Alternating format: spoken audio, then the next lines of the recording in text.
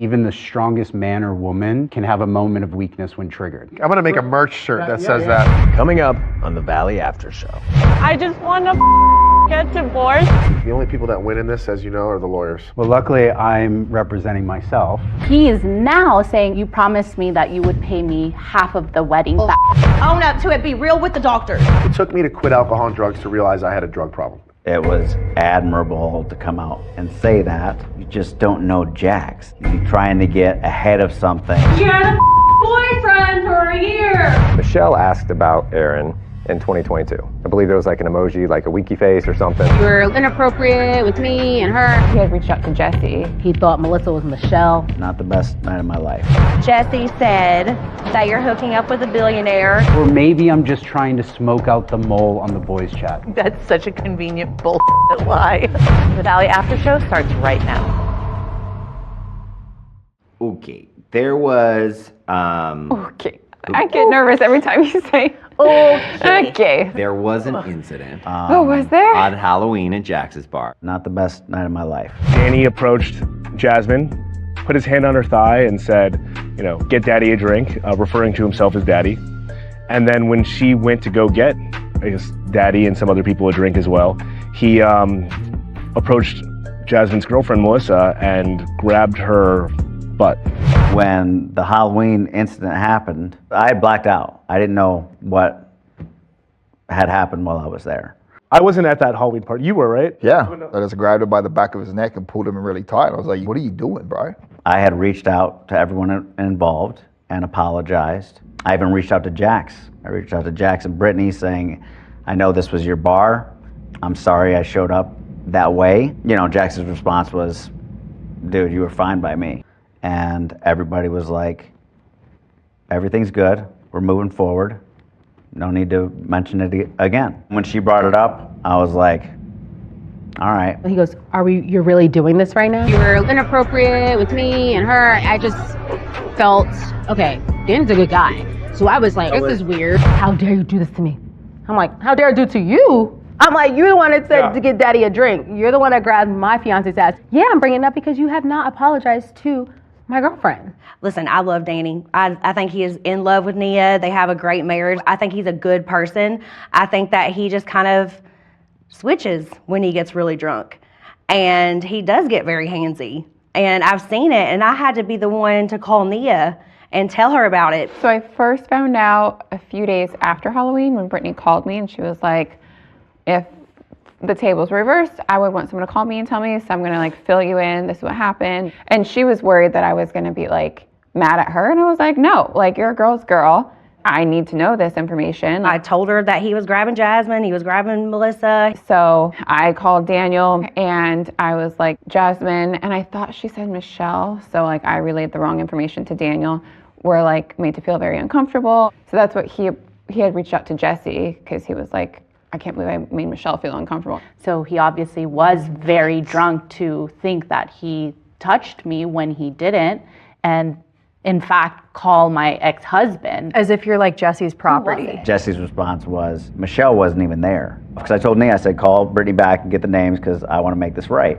Just how I operate. Nia called me, apologized for him, and then like 2 weeks later, I get a text from Danny saying, hey, I'm so sorry, blah, blah, blah. And I was like, hey, like, I'm gonna like try to move forward. But in my mind, I kept thinking like, this is still unacceptable to me because like, why aren't you calling or texting Melissa? And then I found out later that he thought Melissa was Michelle. So I think that's why I was still having this like resentment and like wanting to like bring it up. So I took that time to look her in the eyes and say, again, I'm so sorry. This was something that happened that I took full responsibility for, that felt horrible for. Obviously, Nia and I, you know, we went to couples counseling and therapy for it. We did our own separate types of things. You know, I wanted to make sure that we could all put it behind us. Was that a first for you? I have had too much to drink in the past. I have blacked out before, but never to where anyone was hurt or affected in any way besides myself. Unfortunately, I mean, in the relatively brief time that Danny and I have known each other, when he does go out and, let his hair down, it's generally results in him being thrown out of the bar we're at. This was new for me. Yeah. And I was like, wait, I like Danny. I was like, I love Danny. I love Nia. Like, what's happening here? Like, That's why it was a little shocking. The thing is, sober Danny would never do that. No. Ever. Like, sober Danny is a fantastic gentleman of a guy, but he's not a person who should drink to that level.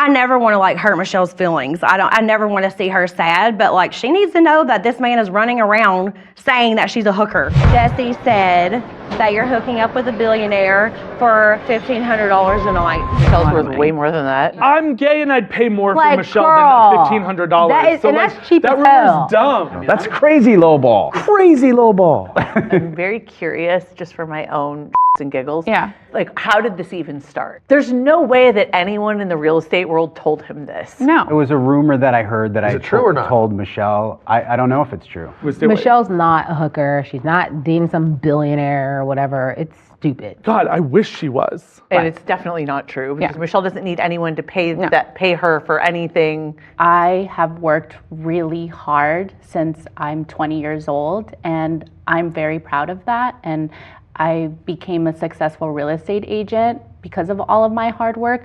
So to just diminish what I've done in the workplace and just call me an escort or a hooker when I am, in fact, the mother of your child is just devastating. I'll give you the context.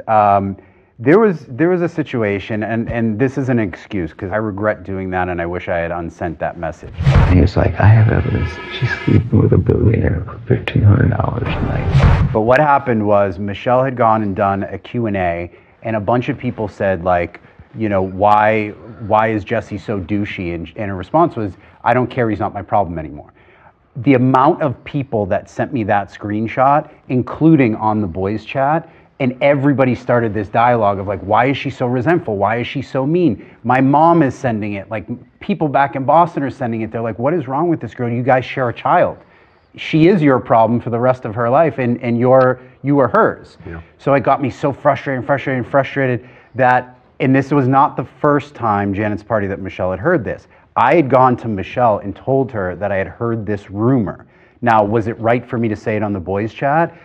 As soon as I sent it, I was like, I regret doing this. I'm so triggered. And my line right now, the thing I really believe is even the strongest man or woman, regardless of their growth, can have a moment of weakness when triggered. That's probably. I'm gonna make a merch shirt that says that. Like, that is just men projecting. Like, that's all it is. And I think he's just jealous of Michelle being happy. So he wants to try to say and do whatever he can to like make her look bad. And he didn't think it was going to get out. He didn't think that anybody was going to find out that he said that. But we did. I think there's certain people too in our group who they want to have something to throw in people's face. I think Jesse's like desperate for you to do something that he can say you're wrong over.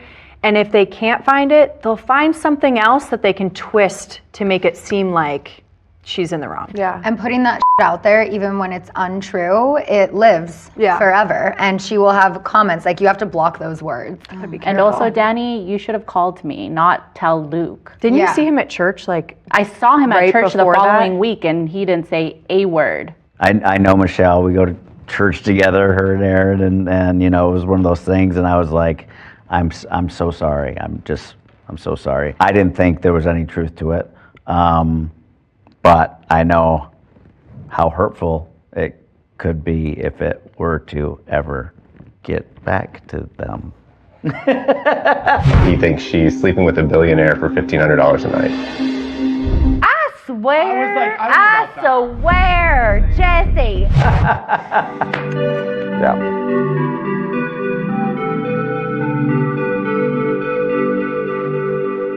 When you're not on his good side, he wants the worst for you. Jesse said that you're hooking up with a billionaire for $1,500 a night. I just want to get divorced and never talk to him again. What's the status of the divorce? I mean, these two know. Every time I get an email from the lawyer of Jesse's response, I just have to text them. Like, It's laughable. The only people that win in this, as you know, are the lawyers. Well, luckily, I'm representing myself. The way he nitpicks at every point, and I'm just like, are you f***ing kidding me? The back and forth with her attorneys is fun when I get a little win, because I'm like, maybe I should go back to school. I'll litigate you over anything. Like, I'll somehow convince you that the sky's not blue, just to get just 5% if you're like, oh, actually, it's a little pink today. He just wants a fight. Even the lawyer said, I know how much it's costing you, so why don't you just text him and ask him for some of this paperwork? So I do, and his response was, have your lawyer ask me the question. I'm like, you understand that every single time you email my lawyer and they email you, I get charged. And he loves it. Of course, he wants to run up every bill for you. Our mediator messed up. We ended up getting rid of her. She didn't file my acknowledgement of Michelle's filing. So we should have been able to legally divorce in September. She didn't file the paperwork until we caught it on the day we legally allowed to be divorced. So the clock started in September, and we should have been able to be divorced. We're nowhere close. It's just like he's trying to prolong it all. And a part of me thinks that he does it because he does not want me to remarry. So he's like, you know, let's just do this forever so that she can't move on and get married and have kids again. It's a control thing. I feel so bad for Michelle because he's fighting every single thing. So that part is, Michelle has it worse when it comes to that part for sure. Man, I don't mean to rub salt in the wound, but I think back to my divorce. I'm like, we had an hour mediating session. We fist bumped and then I hate. we split everything. So, again, another reason to be jealous of you. $1,000. Oh, I think I paid $1,000 yesterday. I knew it wasn't going to be like that when Michelle had asked for months to move out. She wanted to go, she wanted to go, she wanted to go.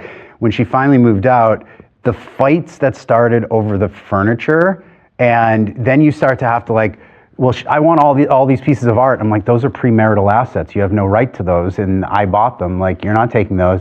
Then it was like, I'll never forget, where she pulls out the silverware drawer and she's like, well, I'm taking half of the silverware. I'm like, well, not those. My ex-girlfriend got me those. And she took them and threw them across the kitchen.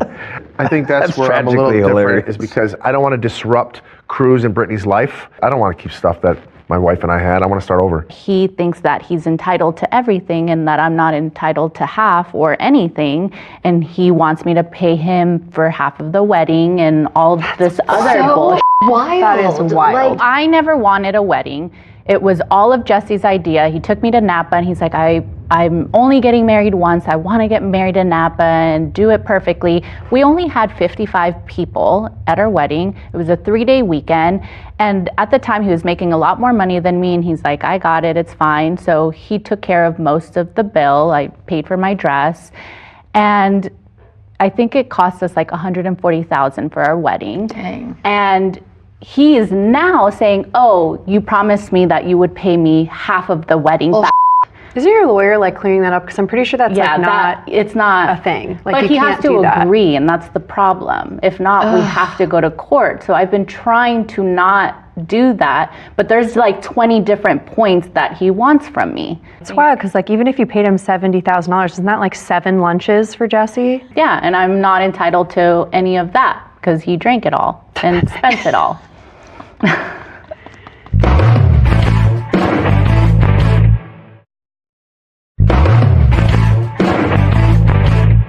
Were you honest with the rehab center the first time about your drug use?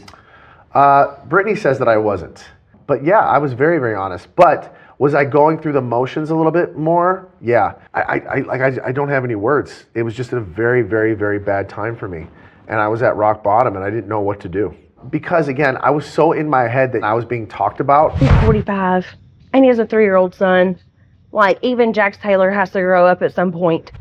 That I was trying to hurry along the process. I'm like, I don't have a problem, which I knew I had a problem. It took me to quit alcohol and drugs to realize I had a drug problem.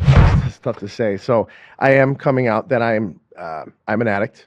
I have substance issues, primarily with cocaine.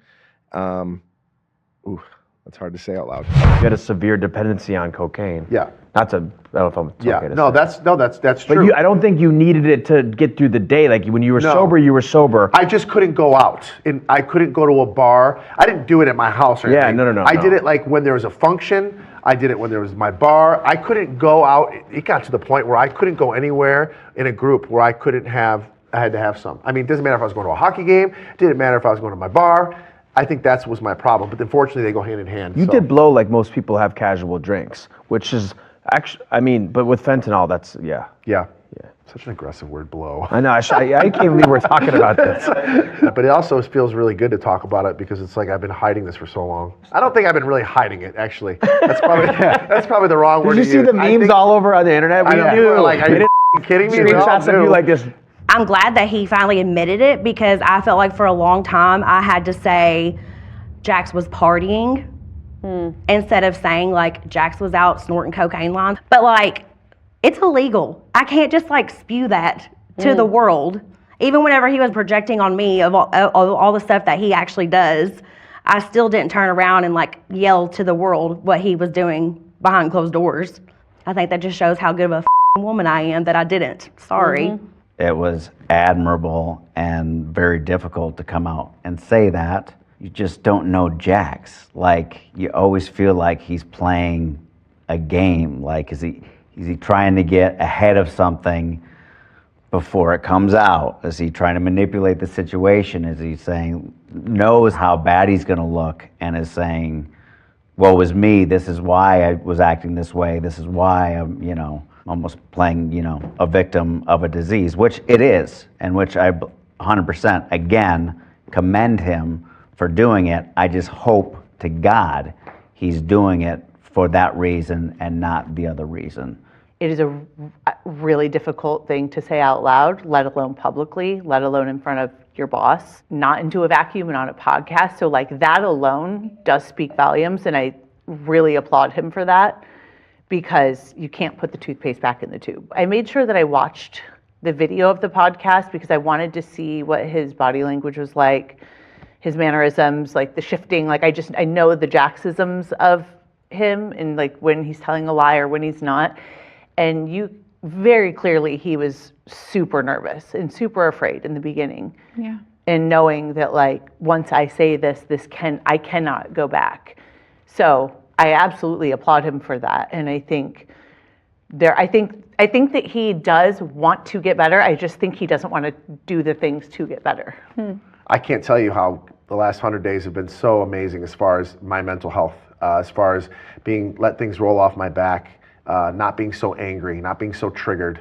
I wish I would have done this years ago. I wish I was man enough to go and say, hey, listen, I have a problem here. And to be honest, obviously my kid has a lot to do with it, That was my driving force through all this, was my son. Like I said, I don't think, if he wasn't here, I don't think I would be here today, to be honest. Just the fact that I can come out and say, and hopefully can help other people that are going through it.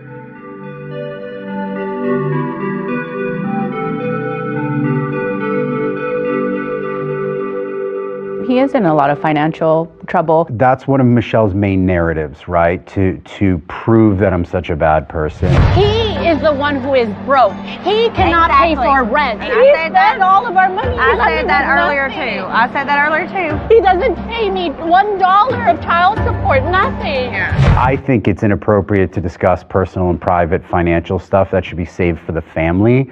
But if Michelle wants to use it as her ammunition, I'm just not going to comment on it. We were very successful. In 2018, 2019, before I was pregnant, we were selling $20 million houses, 45. We did a $60 million deal. We were doing very, very good. The problem was once I had a baby, I was working less and he just stopped working and he got comfortable and he just thought like, okay, I'm just going to start spending but not continue to make. And we did have millions of dollars and that money was gone. Look, we've lived a great life. Michelle and I were 50-50 business partners. So if our business was failing, we're both at equal fault. And Michelle had 100% access to all of our accounts, from investment accounts to Isabella's savings accounts to shared accounts to personal accounts. So if there was an issue with spending, Michelle is 100% at fault as well. And that's really all I'm going to say about it. The thing about Jesse that he made very obvious is he has expensive taste. I think our greatest lunch was a $20,000 four-person 5-course meal. He went from like, when I first started dating him, buying $50 bottles of wine to 500 to 1,000 to 5,000. Like he had no problem spending an enormous amount of money on wine. Wild. Which no I don't wine even is worth that much. To me, the most unattractive thing about Jesse is him spending wildly beyond his means. Yes. Like, I guess if you're a billionaire and you want a $5,000 bottle of wine and you're really into wine, sure, I still think you're stupid. He rents, right? Not that there's anything wrong with renting. Yeah. But if you're renting, you should not be going out and spending $10,000, $15,000, $20,000 on a bottle of wine. This says to me, you care a lot what other people think about you. So that's like the biggest red flag. I think he would always talk about Capri because a lot of very wealthy people go there. You don't love Capri as much as I do. If you want to go to a place where all the billionaires have their yachts parked, you go to Capri in the summer. And I think he always wanted to be as wealthy as them. And we would sit down at tables with people with a lot of money, and he always knew like we don't have that kind of money, but he wanted to feel like he was them. He's always keeping up with the Joneses. And he's constantly texting me, we still have to share health insurance until we're divorced. So every month he tells me how much I owe him for health insurance. And he's like, you need to send it to me now because I don't have any money. But in the same breath, he has no problem tagging and going out to Craig's that night to have a fancy dinner. Wild. He basically spent majority of the money that they had whenever they were together, didn't leave her with very much. He like racked up a bunch of debt, right? Racked up so much debt and now is trying to put it on her. And it's like just all these different like really bad things that he's done. Michelle brought herself a bracelet. Like I think like one time she bought a bracelet once and a purse once. And Jessie was so mad that she bought those things for her. She don't ever buy stuff for herself. Michelle's biggest thing this summer, she said, no matter what I do, everyone loves Jessie. What is she trying to, like, to say no matter what I do means she's actively trying to make people hate me. And if she has this narrative that I put us into ruin, then great, I accept that.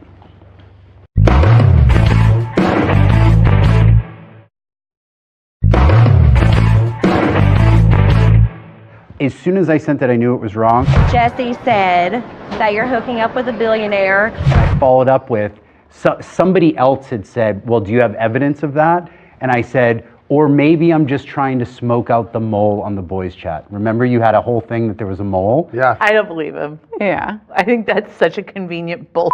Yeah, that's a really good answer. And sure enough, we found the mole. Danny. Obviously. No, Danny's the mole. Danny wasn't even the mole. Danny was the mole. No, I heard. Danny was in the chat. He saw it. I've gotten the screenshot from other people that aren't I know even you in love. it. Can you Like, calm down? We know you love Danny, and we get it. Can you just admit he's the mole? When this happened, obviously it put me as the mole. And it wasn't Danny's fault from what he said, and nothing else. He would fall asleep and Nia would get in his phone and read the chats and then tell the girls. My wife does have my phone throughout the day, like to get pictures and get things, whatever. So I was like, I don't know if she's seen anything. I don't know, whatever. I know that at least around that time at the beginning of summer, Nia was keeping an eye on the guys' chat. And she had, I think she was the one who gave Brittany a heads up that there was a girl in the house. And then that was around the time, like shortly after Brittany found the underwear. Yes, I have seen the group chat, but also so many other people that don't keep it in the group chat. And Daniel and I, we have each other's phone codes. Like I think our Face ID is on each other's phones. So like, if his phone is out and I'm looking at something and a group chat pops up and I see it, I see it. Zach has his face on my phone. Yeah. See, you and Zach are just like me and Daniel. There's 37,000 people in that chat. They all send screenshots to everybody else. No one should think that anything in there is private. It's so funny. I think he really thought he was like confiding in Luke. I guess the argument Danny would make is he was just telling another one of the boys. So when Luke is the one who then told the women. Jesse said he thinks she's sleeping with a billionaire for $1,500 a night. I feel like that's maybe who you consider the culprit. In hindsight, looking back when I told the girls, it was like, why did I say that? Interesting. Luke knows he has to tell me, because if I found out that he like knew about this little rumor and never told me about it, I'd be like, what is wrong with you? I feel like I got off easier than I expected after I realized. You're welcome. You're welcome. Yeah, because I could have came at you hard. That was definitely thank you to you. But I understood that I am the one who said it. Are you still in the boys chat? Nope. You left it? I didn't leave it. I was kicked out by Jax. We removed like 8 people out of that group chat, you and I, that day. I heard that like when you try to leave it, they add you back in. You can't get out. We've all tried to leave, but they throw you back in there. Sometimes people come and go. Sometimes we have people that come and go and take breaks. But yeah, that thing, it's still active. It's all guys that are married now, basically just venting about their relationships and wives. That's all it really is. It's gone from a bunch of single guys to a bunch of memes about parenting. They send like memes about like just being miserably married. I'm like, yo, this is miserable. I mean, these people were just like talking like mad about women and just different things, and they just say everything in that chat. And Jax would show it to me often. And that's a part of the reason a lot of people didn't like Jesse, is because of how he acted in that chat. I was voted Rookie of the Year my first year in the boys chat, just FYI. Because so many of us knew, like Tom showed Katie, like Bo used to be on it, so Stassi knew, like we all saw it. Stassi made Bo leave the group chat. All the guys are showing their wives and girlfriends, and now that Jax is in all this trouble and getting told on from the group chat, because I was still finding things out about the group chat, because he was trying to deny to me still that he was with all these women, and I was like, I know you are. Like, stop lying to me. Just be honest. We are separated. Because he would talk about it in the group chat? He would talk about it in the group chat. And then the girlfriends find out and they tell me. And like, I'm real sorry. sisterhood. Yeah. So Danny is not the first person, or the second, or the third person from that boys chat that's shared something with me. There's a lot of moles. Is all I'm gonna say. It's not a super tight chat like Jax believes it is. People talk.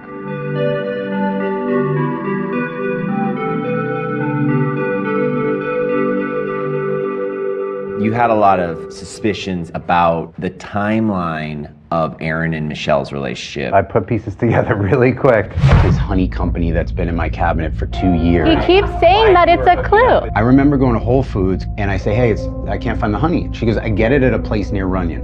Where is his house? Place near Runyon. What's the clue? Yeah, I brought the honey home. And when I got his Instagram on New Year's Day, I click on his profile and I click on that honey company and I'm like, the mother honey. It's like, damn, honeys must be really good if people are leaving their husbands for it. If that's not an ad for Aaron's honey, I don't know what is. You could go to a farmer's market and get honey from the same place and know the person, but it doesn't mean you're like even emotionally intimate with them. I mean, I'm fairly certain he gave her the honey. Well, yeah. Oh my gosh. There were a lot of crumbs that were dropped about this Aaron's story. The honey was one of them. So there was all these little things, whether they're truth or not, you start to put them together. I'm not that stupid. If I really was having an affair with Aaron, then I wouldn't have brought the honey. Right. Like, just the logic doesn't even make sense to me. Jesse doesn't make sense. 2 weeks after we separated, I sat her down in our office and I said, are you seeing somebody? And she said, yes. So they had this relationship for 2 years that they make it seem like it was just Isabella waving at him at the coffee shop and he'd wave back. I met Aaron when I was married, but I would always go to a coffee shop and there's a lot of locals that go there every day. And so he was just a friend.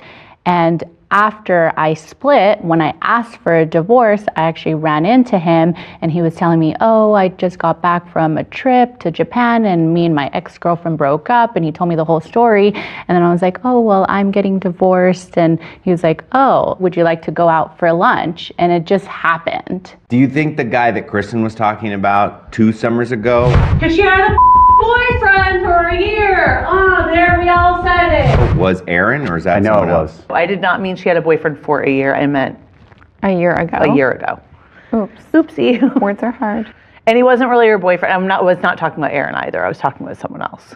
Apparently there's this text message out there that Kristen received from Michelle asking about Aaron. Michelle asked about Aaron in 2022.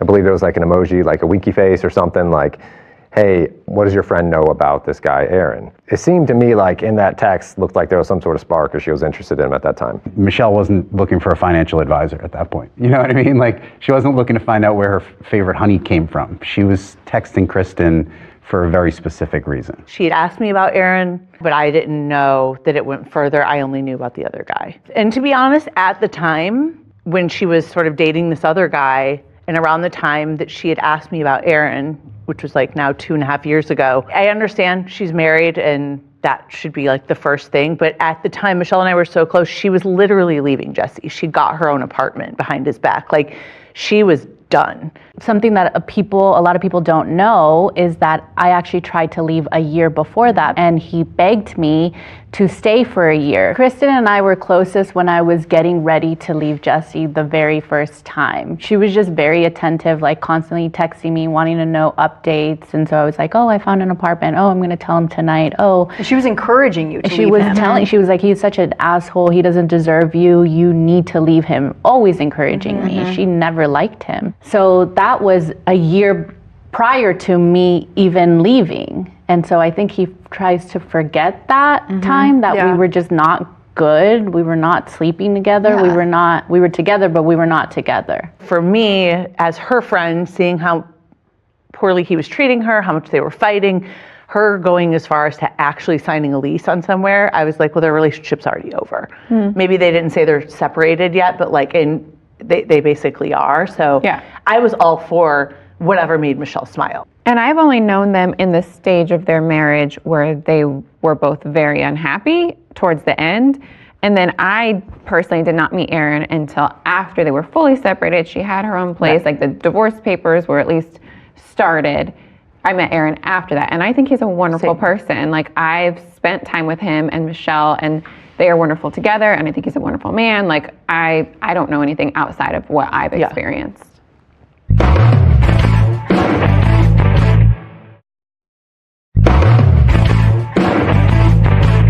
I would love for a moment where I can go on vacation and not turn around and see my ex-husband that is trying to ruin my life. I really want to be with you. Yeah, I with you. Be with my friends.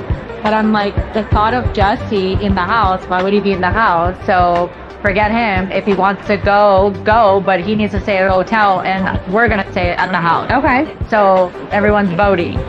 Okay, everybody, you're going around asking for votes? I heard this. I didn't see it because I very specifically stayed in the corner and played whack-a-mole for like at least $40, $50, $60 of whack-a-mole. But I heard about the vote. Jesse's wine tasting tour sans Jesse. I would vote for him to stay in a hotel if that made her feel comfortable. Obviously, I'm going to choose you over Jesse 24/7. Like, I could not imagine if I had to go on a trip with Jax.